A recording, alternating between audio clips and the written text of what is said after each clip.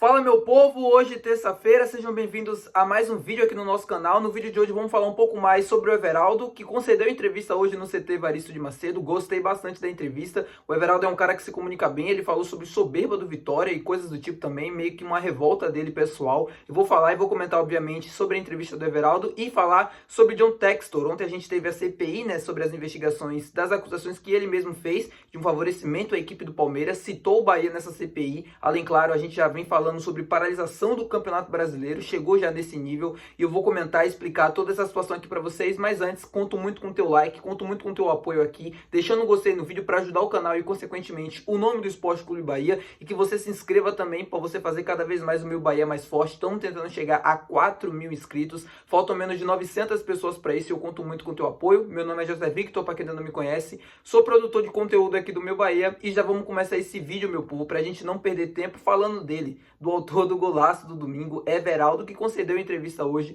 no CT Evaristo de Macedo. Ele foi o escolhido da vez para falar. A entrevista durou quase que 20 minutos, né? 16 minutos. Isso é bem raro de se acontecer. Geralmente os jogadores falam pouco, ou falam muito programado, muito certinho, não foge muito da linha da pergunta, ou brinca alguma coisa do tipo, ou traz alguma revelação. E o Everaldo trouxe. O Everaldo se comunica muito bem e ele falou bastante sobre o clássico de domingo, sobre o jogador mesmo que ele é, pessoal, e tudo mais.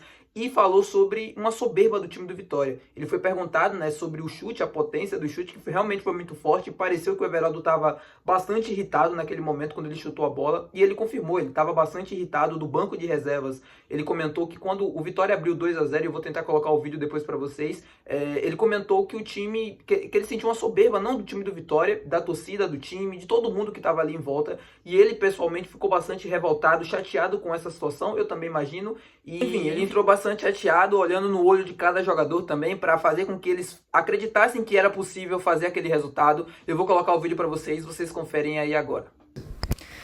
Esse jogo em específico, Bavi é Bavi, né? Mas esse jogo em específico nós vimos perdendo 2-0. Eu já via um pouco de soberba do outro lado, olhando de fora. Eu já vi um pouquinho de soberba. E aí eu estava bem revoltado. Só que eu estava do lado de fora, então o que eu podia era motivar os companheiros, né?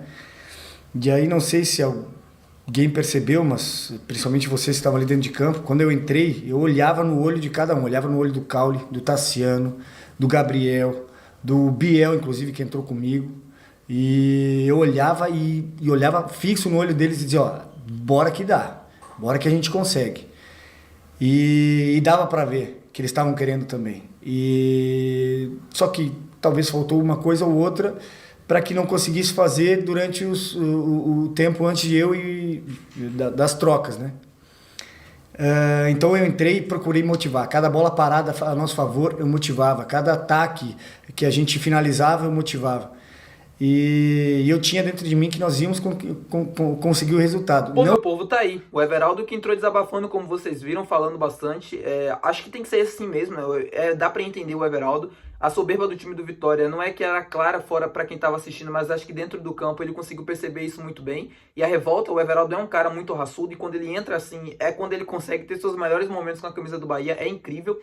O Everaldo, ele tem todos os problemas assim, cara, tem deficiências, tem problemas a ser corrigidos, mas é um cara que sempre quando entra com muita vontade, mostra bastante raça nos jogos e acho que isso tem que ser um pouco valorizado. A cobrança do Everaldo em 2024, eu já comentei sobre isso aqui, não é somente pelo gol, quem me acompanha mais tempo sabe muito bem, que o Everaldo tá sendo cobrado de uma forma que pra mim não lhe cabe. O Everaldo não joga, como ele mesmo disse naquela entrevista, como centroavante, isso é bastante perceptível pra todo mundo ver. O Bahia de Rogério Ceni não joga com centroavante fixo, muitas das vezes em que o Everaldo acaba saindo da área, quem ocupa, quem preenche aquele espaço é o Tassiano, por isso o Tassiano consegue fazer muitos gols de oportunista, como o próprio camisa 9, mas é claro, eu não tô querendo dizer que o Everaldo é o melhor jogador do mundo por conta do gol, nada disso aí. O Everaldo tem problemas, tem deficiências a ser corrigidas e ainda assim é um problema, ele ainda não é uma solução, ele ainda não consegue ser importante ou peça-chave para essa equipe, bate muita cabeça tecnicamente às vezes falando também, mas é um cara que, cara, é inegável a raça, a vontade quando ele sempre entra em campo,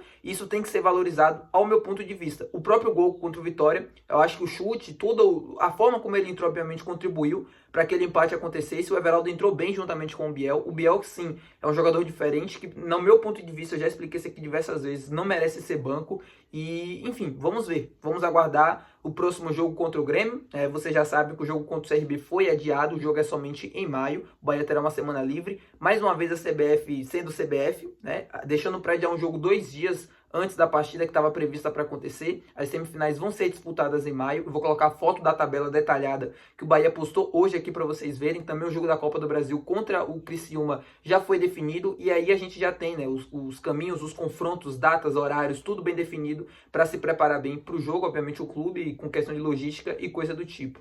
Bom, meu povo, agora vamos falar sobre John Textor, sobre um assunto bastante sério que vem tomando conta das redes sociais nas últimas horas, nos últimos dias. Eu comentei com vocês já aqui no canal há bastante tempo sobre quando ele trouxe, na verdade, nessas acusações de um possível favorecimento à equipe do Palmeiras por conta da arbitragem, e o Palmeiras, né, só teria sido campeão por conta disso. Nas últimas 2 edições que o Palmeiras acabou se consagrando campeão brasileiro, e eu falei que qualquer coisa envolvendo o Bahia eu traria aqui no canal. Pois bem, ontem a gente teve uma CPI, o Textor foi lá depor, né, sobre essas acusações, e ele citou um jogo envolvendo o Bahia, e é por isso que eu estou trazendo o assunto dele aqui no canal, porque a CPI de ontem também já tomou outros desdobramentos que, cara, tá caminhando novamente para uma várzea ou qualquer coisa do tipo parecida. O Textor falou o seguinte em relação ao Bahia, ele estava falando, né, sobre um exemplo de favorecimento à equipe do Palmeiras no Campeonato Brasileiro do ano passado, e ele citou um jogo do Palmeiras contra o Bahia no Allianz Parque. Eu não sei se vocês lembram do jogo do ano passado, lá em São Paulo. O Endrick carrega a bola, e eu não me lembro se é o Gabriel Xavier ou se algum outro defensor faz uma falta por trás, ou não falta, né? O Endrick acaba tropeçando e caindo, e aí ele toca a mão na bola toca na mão dele, obviamente, e aí era um lance para marcar falta, porque aí depois o Rafael Veiga chuta e faz o gol, tá? Mas mesmo quando o jogador, mesmo que sofreu a falta, toca a mão na bola, o gol tem que ser anulado, porque o gol não pode haver nenhum toque na bola, na mão.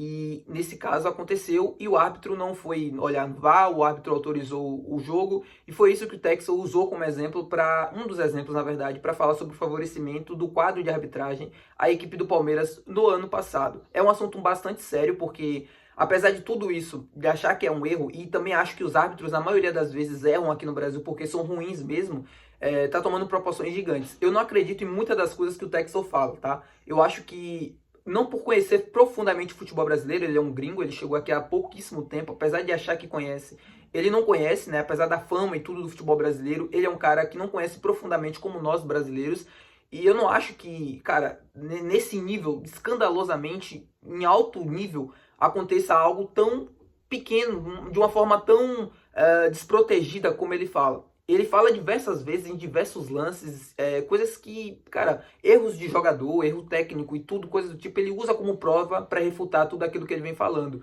Mas tem que abrir o olho, porque ele tá indo muito a fundo e colocando em xeque o nome dele no futebol brasileiro, o futuro dele com o Botafogo no futebol brasileiro, e tá chegando no nível que eu já começo a acreditar em muitas das coisas, ou pelo menos começo a olhar diferente das coisas que ele vem falando. A gente precisa abrir os olhos, a gente precisa entender e precisa ver e acompanhar tudo junto com a justiça, porque se a gente realmente chegar nesse nível, o futebol brasileiro tem que ser revisto e ser repensado urgente, e não descarta uma paralisação do futebol brasileiro caso isso venha a ser comprovado, que não é o caso nesse momento.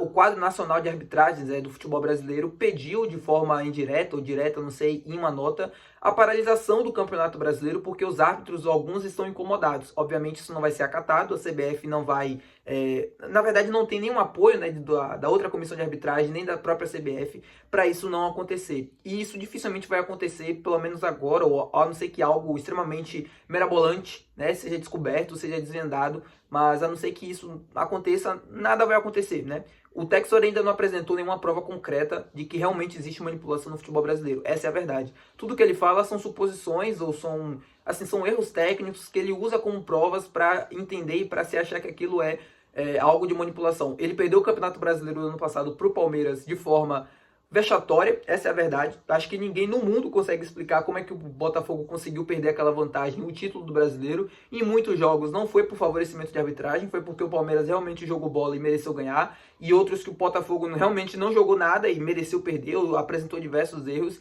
e ele não usa isso, por exemplo, como prova. Eu acho que o futebol brasileiro, e eu não coloco minha mão no fogo por ninguém, eu acho que o futebol brasileiro tem sim situações, máfias e tudo do tipo em esferas mais baixas. A gente viu recentemente na Série A, com a máfia dos cartões, e esses responsáveis, né, foram punidos, né, muitos deles hoje são banidos do futebol. É algo que acaba com a vida do ser humano, do profissional de futebol. Eles ganham na Série A muito bem para não realmente precisar fazer esse tipo de coisa.